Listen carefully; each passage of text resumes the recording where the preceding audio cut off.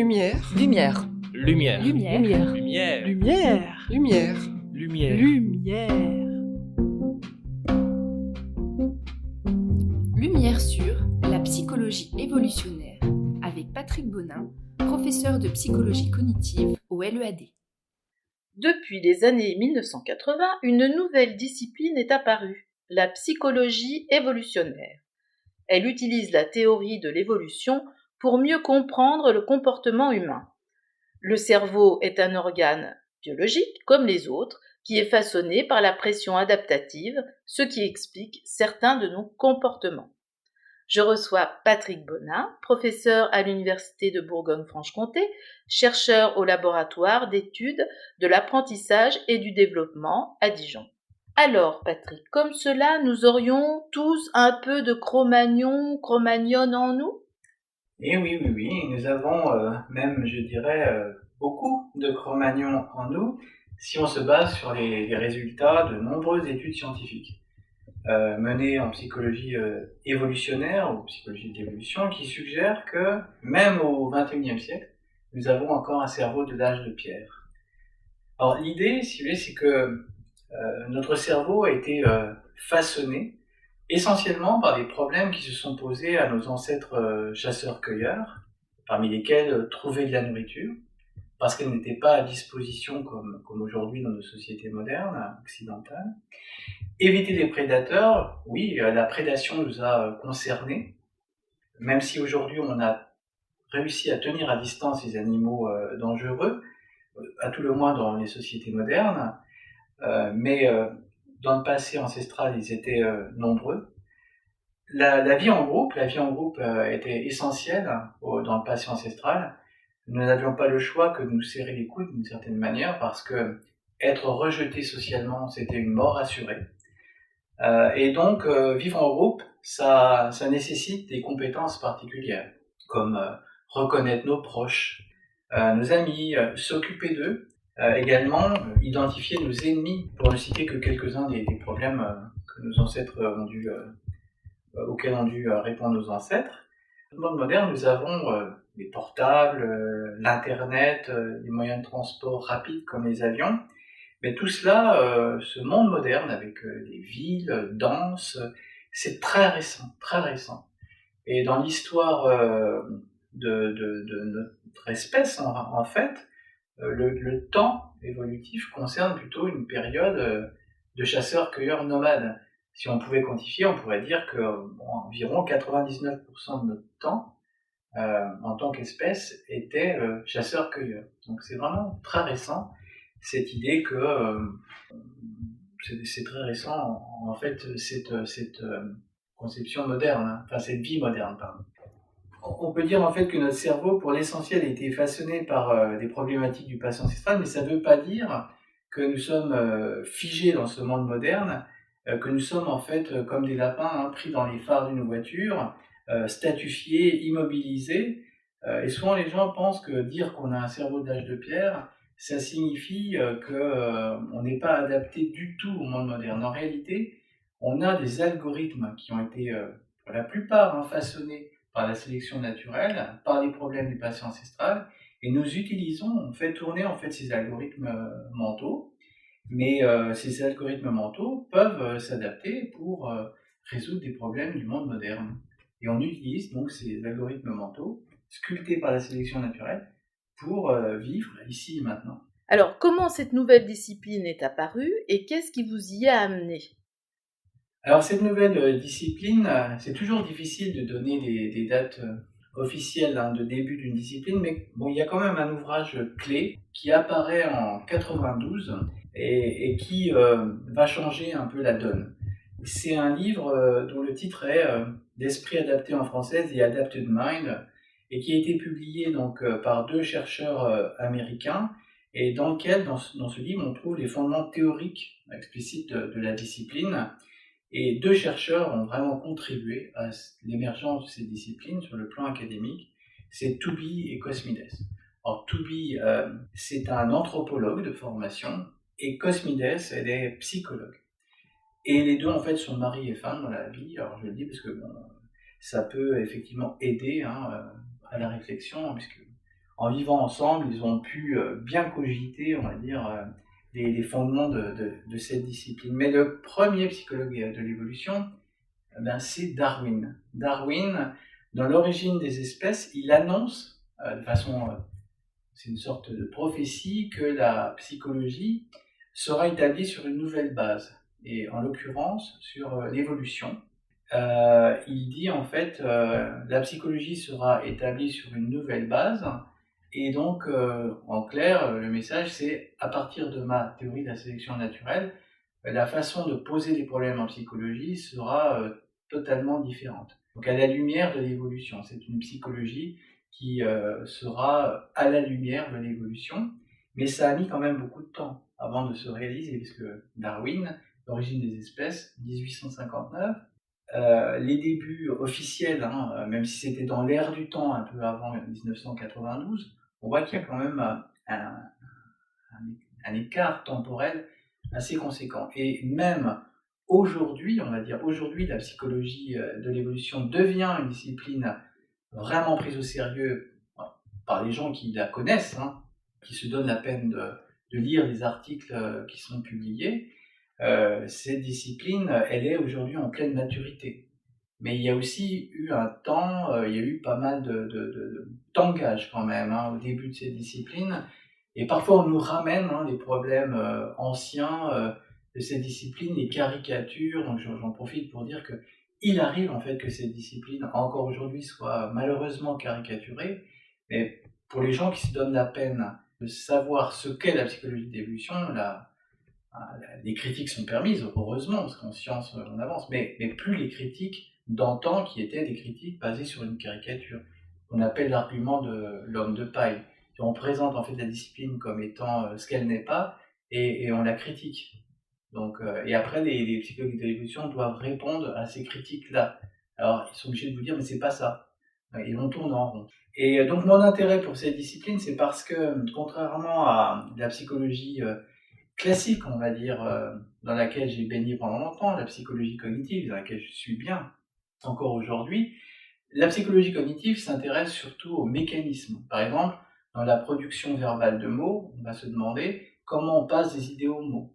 Quel est l'algorithme mental? Quelles sont en fait les différentes étapes de traitement? On s'intéresse essentiellement au comment. Dans la psychologie de l'évolution, on s'intéresse également au pourquoi. Pourquoi a-t-on ce type de mécanisme et pas d'autres mécanismes, par exemple? À quoi les mécanismes ont pu servir? Donc, c'est une discipline qui est avec une double approche. L'approche sur le pourquoi et le comment, et ce sont deux points de vue complémentaires, ils ne s'opposent pas.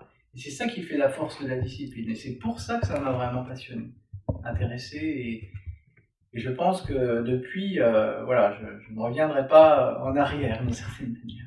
Alors justement, la psychologie évolutionnaire s'appuie sur des hypothèses, sur l'hypothèse que l'évolution de nos fonctions cérébrales, mais comment peut-on remonter le temps? Là, c'est la question, comment vous pouvez, entre guillemets, prouver ces hypothèses? Alors effectivement, on s'appuie sur le passé ancestral, et il n'y a pas de machine à remonter le temps. C'est bien le souci. Si on pouvait avoir une machine nous permettant de remonter le temps, on pourrait se dire, voilà comment vivaient nos ancêtres.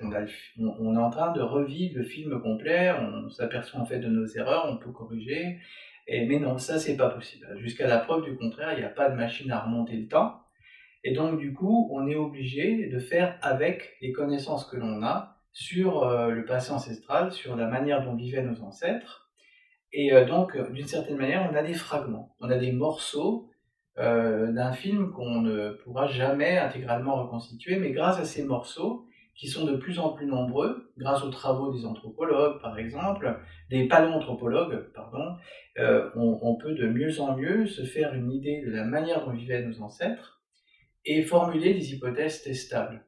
Mais même avec quelques hypothèses, si vous voulez élaborer sur des données parcellaires, il est possible de faire tout un programme de recherche. C'est-à-dire qu'on peut prendre quelques exemples. On peut prendre l'exemple de la nourriture. La nourriture, on sait que la nourriture dans le passé ancestral n'était pas disponible comme aujourd'hui. Il y avait des incertitudes sur la nourriture. Nos ancêtres devaient activement rechercher la nourriture.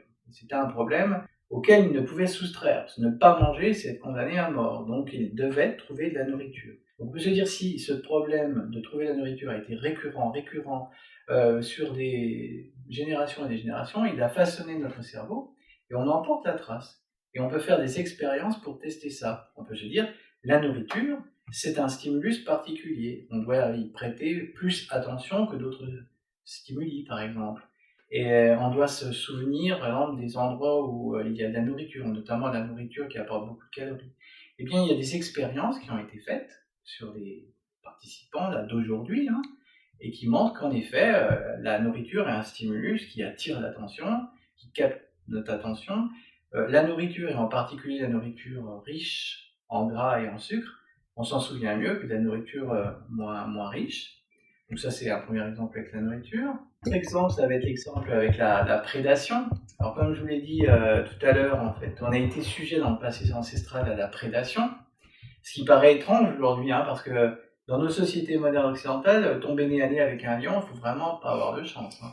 Il faut qu'il se soit échappé d'un cirque, et encore, faut-il que les cirques aient encore des animaux dangereux. Donc bon, bref, tomber nez à nez avec un lion, c'est assez peu fréquent. Bon, tomber nez à nez avec un serpent, ça peut arriver, mais pour la plupart des gens, c'est un événement rare, et pourtant, beaucoup de gens ont peur des serpents. Et pourquoi ? Parce qu'en fait, les serpents ont été parmi les premiers prédateurs des primates dont nous sommes, et donc nous portons encore en nous cette trace, vous voyez, du passé ancestral avec cette peur des serpents. Et donc on peut faire l'hypothèse qu'aujourd'hui, dans notre présent, notre cerveau réagit spécifiquement aux serpents. Et il y a des travaux qui nous montrent, c'est-à-dire qu'il y a des ondes cérébrales qui réagissent spécifiquement à la vue des serpents. Quand on voit un serpent, on a peur. Il y a des gens qui ont même des phobies des serpents. Et on pourrait se dire, mais comment ça se fait ? Il y a quelque chose d'idéologique d'une certaine manière, puisque dans notre société moderne, les serpents, c'est un événement rare. Comment se fait-il qu'on en a toujours peur ? Alors une explication, c'est de se dire, parce que dans le passé ancestral, c'était, nos ancêtres étaient menacés par les serpents, les primates étaient menacés par les serpents. Donc le serpent a façonné notre cerveau, et notre attention est toujours, du coup, attirée par les serpents. On réagit aux serpents par la peur, c'est adaptatif. Ça a été adaptatif. Aujourd'hui, ça l'est encore. Si vous tombez nez à nez avec un serpent, ça l'est encore. Même si c'est un événement rare, on conserve cet algorithme mental de détection rapide du serpent. Alors je lis, hein, le détecteur à serpent. Alors j'imagine bien sûr que la biologie et la génétique peuvent également apporter des éléments complémentaires de preuve à la psychologie évolutive. Absolument. Les découvertes de la biologie, en particulier de la biologie de l'évolution, sont fondamentales pour faire de la psychologie de l'évolution. Les apports de la génétique également sont très très importants. En fait, faire de la psychologie de l'évolution, ça veut dire, bien sûr, avoir fait de la psychologie à haut niveau, en particulier plutôt de la psychologie cognitive, mais la psychologie sociale, ça peut aussi s'envisager. Mais ça veut dire surtout s'ouvrir à des disciplines qui traitent des êtres humains de façon générale et même des êtres vivants. Faire de la psychologie d'évolution, c'est être ouvert à tout un tas de disciplines et aller au-delà de la psychologie. Et d'une certaine manière, ça peut refroidir un peu les étudiants qui voudraient s'engager dans cette voie, ou les personnes même curieuses, elles peuvent être découragées parce qu'elles veulent se dire en fait, si je veux vraiment comprendre la psychologie d'évolution, il faut que je lise de la psychologie, mais pas seulement, il faut que j'aille voir. Mais ça se fait assez bien, parce qu'il y a le paradigme, on va dire, darwinien. Quand vous l'avez compris, les données des autres disciplines s'intègrent plus facilement. Au bout d'un moment, vous avez une lecture des connaissances d'autres disciplines qui devient plus aisée. Et donc, ces autres disciplines peuvent aussi être entre guillemets, nourris par la psychologie évolutionnaire. Oui, ça va dans les deux sens. Hein, tout à fait. D'après vous, est-ce que l'usage intensif des technologies numériques qui stimulent en particulier notre vue et notre ouïe va laisser des empreintes dans nos cerveaux? Et est-ce que les peurs ancestrales telles que celles des serpents seront détrônées par d'autres comme celle de perdre son portable? Alors, si je peux justement sur les technologies modernes, ce qu'on peut dire en fait, c'est que les technologies modernes, comme le portable, en fait, capitalisent sur des algorithmes mentaux que nous avons déjà. Et c'est pour ça que le portable a autant de succès. Quand vous recevez un SMS, par exemple, vous avez un pling, eh bien, c'est une envie irrépressible. Oui. De regarder qui vous écrit, qu'est-ce qu'on vous veut, parce que dans le passé ancestral, il fallait être réactif au sein du groupe. Il fallait en fait, quand il fallait se montrer disponible pour le groupe. Donc, c'est toujours ancré en nous, cette réactivité sociale. Et c'est pour ça en fait que même dans une conversation, les gens vont, quand ils reçoivent un SMS, le consulter. Alors même qu'ils vont peut-être être impolis d'une certaine manière, parce qu'ils vont rompre une dynamique conversationnelle. Et il a été montré que c'est assez mal vu de consulter sans arrêt son portable quand vous avez une interaction avec autrui. Mais malgré cela, c'est un peu irrépressible. Il y a cette nécessité de réagir à une sollicitation sociale. Donc, en fait, les nouvelles technologies capitalisent sur ce cerveau façonné par les problèmes du passé ancestral. Et quant à savoir ce qu'il sera demain, en réalité, l'évolution, si vous voulez, on ne peut pas la prédire. On peut juste, après coup, dire là ce qui s'est produit. Mais est-ce que demain, nous aurons oublié les serpents ? Alors d'abord, l'évolution, ça se fait sur vraiment de très très longues années. D'ici à ce que nous n'ayons plus peur des serpents, bon, voilà, nous ne savons pas ce que nous allons devenir, nous non plus, en tant qu'espèce. Donc c'est très difficile de prédire. Alors là, c'est vraiment passionnant ce que vous nous racontez. J'aimerais bien savoir sur quoi portent vos travaux de recherche actuels. Oui, alors j'ai deux grands thèmes de recherche. Je m'intéresse à la mémoire et en relation avec l'évolution. Et notamment, je cherche à comprendre comment fonctionne notre mémoire en fonction des problèmes rencontrés par nos ancêtres chasseurs-cueilleurs, à savoir éviter les prédateurs, trouver de la nourriture sur une base régulière. Et je travaille dans ce domaine sur, par exemple, des effets comme l'effet survie. Et c'est le fait qu'on se souvient mieux d'informations qui sont en lien avec la survie que d'informations qui ne sont pas reliées à la survie. Et donc, autour de ça, je réalise des expériences où des adultes doivent, par exemple, se plonger dans une situation imaginaire de survie.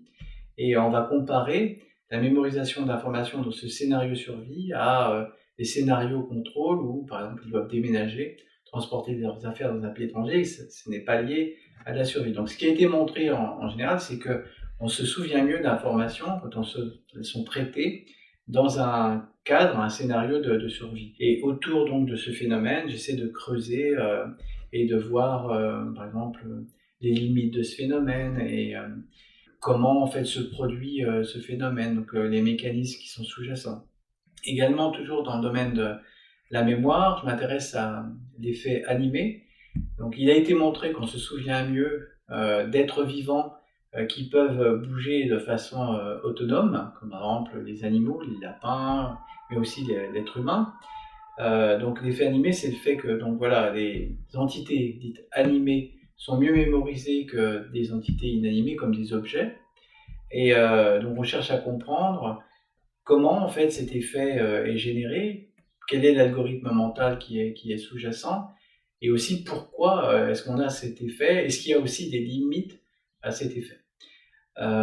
Et un autre thème de recherche que j'ai réalisé, enfin que je réalise plus exactement, parce que c'est du présent encore, il y a beaucoup de travaux en cours, c'est le système immunitaire comportemental, ou autrement dit, comment la peur des maladies a façonné notre psychologie. Et donc je m'intéresse à justement, par exemple, est-ce que les sources de contamination elles détectent plus rapidement que des sources qui ne sont pas contaminantes? Est-ce qu'on mémorise mieux, par exemple, les personnes les objets qui ont été touchés par des personnes malades par rapport à des personnes qui ne sont pas malades? Quel est le rôle de l'émotion du dégoût dans cet effet contamination en mémoire? Est-ce que les objets ont besoin d'être dégoûtants et contaminants pour être mieux mémorisés? Ce genre de phénomène. Donc le système immunitaire comportemental, c'est un autre système immunitaire que nous possédons Et la fonction de ce système, c'est de, autant que faire se peut, nous tenir à distance des sources de contamination. Et c'est un thème relativement récent dans la littérature scientifique. Et je m'inscris en fait dans cette thématique également. Comment collectez-vous vos données? Alors, on collabore parce que ce sont des thématiques qui nécessitent effectivement parfois beaucoup de collecte. Alors, on va collaborer. Donc, moi, j'ai une collaboration avec un chercheur en Slovaquie, Pavol Prokop. Donc, on peut collecter des données en France, mais aussi en Slovaquie. Par exemple, on sollicite des fonds, par exemple auprès de l'Agence nationale de la recherche. C'est ce que j'ai fait pour la thématique du système immunitaire comportemental. J'ai réussi à obtenir ce qu'on appelle une ANR dans notre jargon, c'est-à-dire un financement pour 3 ans qui permet, par exemple, d'avoir un doctorant qui va travailler avec nous sur cette thématique. Donc, effectivement, tout seul, la science, c'est pas possible aujourd'hui. Quelqu'un qui découvre tout seul des phénomènes, ça n'existe pas. La science, c'est vraiment une entreprise collective. Et collective veut dire partage de savoir au sein de chercheurs, d'endroits différents, et aussi de mise en commun de moyens matériels, et aussi de moyens humains. J'ai la chance que notre laboratoire soit financé, reçoive des dotations du CNRS récurrentes. Et là aussi, c'est une chance. C'est le CNRS qui a décidé de nous financer, mais ça nous permet d'aller plus rapidement de l'avant. Quand vous avez des laboratoires sans ces fonds, c'est plus difficile. C'est clair que l'apport du CNRS est critique. Alors, une dernière question qu'on pose à chaque invité, ça peut intéresser les jeunes. Quel était votre parcours? Oui, alors, en fait, j'ai réalisé un doctorat en psychologie cognitive, mais sur le langage et sur les mécanismes d'accès à l'orthographe des mots. Et j'étais vraiment centré sur les aspects d'algorithme, c'est-à-dire quelles sont les étapes de traitement qui sont mobilisées dans le temps. Et donc j'ai commencé ma carrière avec ce qu'on appelle la psycholinguistique. Donc j'ai été recruté à Clermont-Ferrand en 96 comme maître de conférence, et j'ai travaillé essentiellement sur ces aspects-là, de production du langage, de compréhension du langage, pendant un certain nombre d'années. Et puis je me suis intéressé à la mémoire et notamment à l'effet survie. J'ai lu les articles de James Nairn de l'Université de Purdue aux États-Unis, et ça m'a vraiment intéressé, parce que je me suis dit, tiens, voilà une approche qui se centre aussi sur le pourquoi. Ne se pose pas seulement la question du comment la mémoire fonctionne, mais aussi pourquoi elle fonctionne de cette manière plutôt que d'une autre. Et je me suis dit, c'est vraiment une façon originale de poser des problèmes. Et cet article en entraînant un autre, puis un autre, des ouvrages, je me suis mis à lire énormément autour de la cognition en lien avec l'évolution, la psychologie de l'évolution en général. Et j'étais vraiment passionné. Je me suis dit, voilà, c'est une nouvelle passion dans mon travail. Et finalement, le temps n'étant pas extensible, j'ai décidé de me consacrer à la psychologie de l'évolution quasi intégralement. Et donc, du coup, j'ai laissé un peu tomber mes problématiques de départ. Je ne travaille plus trop sur le langage. Mais je suis content de mes nouvelles problématiques.